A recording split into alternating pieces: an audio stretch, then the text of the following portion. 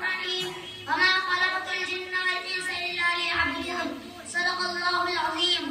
میرے بزرگوں اور دوستوں، اس بد میں کائنات کو اللہ نے سجایا، زمین، آسمان، چاند، سورج سے اس کو مزین کیا، ٹمٹماتے تارے اور لہریں مارتے سمندر سے اس کو آراستہ کیا، بل کھاتی ندیوں اور خوبصورت چشموں کے ذریعے اس کو زینت بخشی، چرند پرند پیڑ پودے پیدا کیے، اور یہ ہے کہ اس دنیا کے لیے جن جن چیزوں کی ضرورت تھی وہ تمام چیزیں اللہ نے پیدا کی ہیں. تو اس کا کچھ نہ کچھ تو مقصد ہوگا، کوئی نہ کوئی غرض مطلوب ہوگی.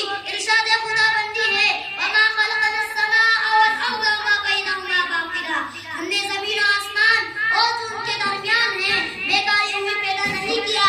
یقیناً یہ تمام چیزیں اس قادر انسان کے لیے ہیں. یہی ان کا مالک ہے جو چاہے استعمال کرے اور جیسے چاہے تصرف کرے. اللہ کے رسول